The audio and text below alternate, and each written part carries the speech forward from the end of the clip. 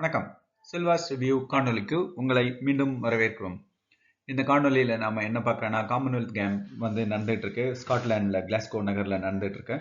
So இந்த போட்டியில் வந்து பார்த்தீங்கன்னா 76 நாடுகள் மற்றும் ப்ரொவின்சஸ் வந்து பங்கு பெற்றுட்டு இருக்காங்க. மொத்தமாக 2729 அத்லெட்ஸ் இதில் பங்கு பெறாங்க. 215 ஈவெண்ட்ஸ் 10 போட்டிகள்ல இருந்து நடக்குது. ஸோ இந்த போட்டிகள் வந்து பார்த்தீங்கன்னா 23 ஜூலை 2026 நடக்குது. நாளைக்கு வந்து இதனோட க்ளோசிங் செரிமனி நடக்குது. ஸோ அதுக்கு முன்னாடி நம்ம வந்து ஒரு மெடல் ஸ்டாலி இன்னைக்கு 1 ஆகஸ்ட் அன்னைக்கு எப்படி இருக்கு, 2 ஆகஸ்ட் முடியுது. ஸோ 1 ஆகஸ்ட் மெடல் ஸ்டாலி ஒரு நாடும் எங்க இருக்காங்க அப்படின்னு சொல்லிட்டு போடலாம் அப்படின்னு ஒரு காணொலி கிரியேட் பண்ணலாம் அப்படின்னு சொல்லிட்டு பார்த்தோம். அதுதான் இப்போ பார்த்துக்கிட்டு இருக்கோம். இதில் வந்து பார்த்தீங்கன்னா இன்னைக்கு அதாவது 1 ஆகஸ்ட் 2026 அன்னைக்கு படி பார்த்தீங்கன்னா ஆஸ்திரேலியா முதல் இடத்துல இருக்கிறாங்க பதக்கப்பட்டியலில்.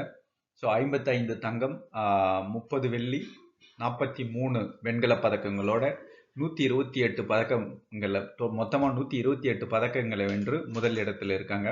அவங்க வந்து பார்த்தீங்கன்னா அந்த நாட்டில் ஒலிம்பிக் நடந்ததுலேருந்தே ஆஸ்திரேலியா வந்து எல்லா போட்டிகள்லையும் ரொம்ப டாமினன்ஸாக இருக்காங்க. ஸோ ஒலிம்பிக்லேயும் பார்த்தீங்கன்னா தே ஆர் ஸோ காம்படிட்டிவ், நல்லாவே ஜெயிச்சுக்கிட்டு இருக்காங்க.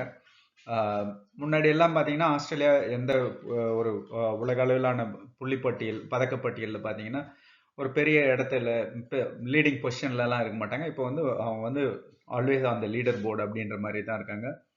ஸோ 2வது இடத்துல இங்கிலாந்து 17 தங்கம், 34 வெள்ளி, 29 வெண்கல பதக்கங்கள், மொத்தம் 80 பதக்கங்களை பெற்று 2வது இடத்துல இருக்காங்க. 3வது இடத்துல அவ்வளோ பெரிய நாடு கனடா, அவங்க வந்து 3வது இடம் 17 தங்கம், 15 வெள்ளி, 21 வெண்கலம், 53 பதக்கங்களை பெற்றிருக்காங்க. 4வது இடத்துல ஸ்காட்லாந்து இருக்காங்க.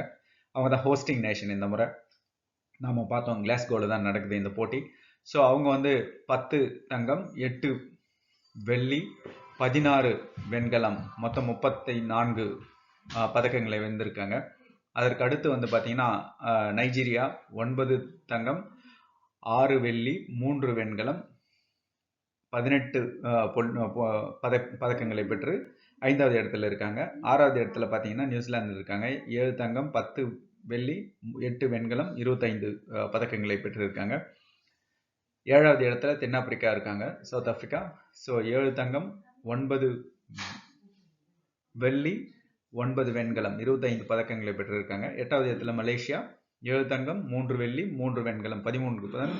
9வது இடத்துல இந்தியா 5 தங்கம், 12 வெள்ளி, 6 வெண்கலம், மொத்தம் 23 பதக்கங்களை பெற்றிருக்காங்க. 10வது இடத்துல வேல்ஸ், ஒரு சின்ன ப்ரொவின்ஸ், நம்ம சொல்லியிருந்தோம் நாடுகள் மற்றும் ப்ரொவின்சஸ்லாம் விளையாடுறாங்க. அதில் வந்து பார்த்தீங்கன்னா வேல்ஸ் வந்து 10வது இடத்துல இருக்காங்க.